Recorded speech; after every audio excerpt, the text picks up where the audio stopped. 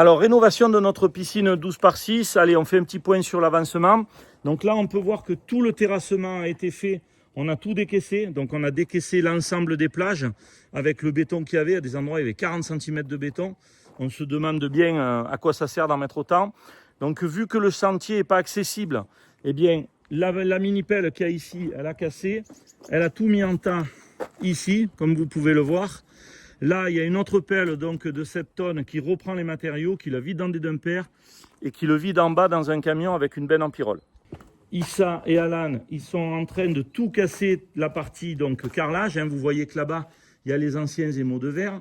Ceux qui croient que les émaux de verre s'enlèvent facilement, eh bien, vous voyez, c'est tout au marteau-piqueur. Vous pouvez voir les traces. Et vous voyez, ça ne s'enlève pas facilement un émaux de verre. Quand il s'enlève facilement, c'est que la colle qui a été employée n'était pas bonne et que les joints n'étaient pas bons. Là, en l'occurrence, la piscine elle a plus de 40 ans. Donc, au bout de 40 ans, c'est normal qu'elle ait besoin d'une rénovation, hein, comme pour vous, pour une façade de maison. Donc, on enlève tout. Une fois qu'on a tout enlevé, on va traiter les fissurations. Vous voyez, il y a certains endroits, il y a des micro-fissurations. On va les traiter. Une fois qu'elles vont être traitées, on va mettre une colle Signapool sur les murs. Donc, on va reprendre la totalité de nos murs.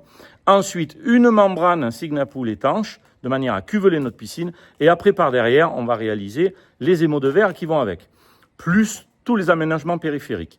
Donc ça, c'est vraiment un chantier très particulier et un petit peu long pour le client, mais c'est pour ça qu'on le fait en fin de saison, pour que l'année prochaine, il puisse profiter sans souci.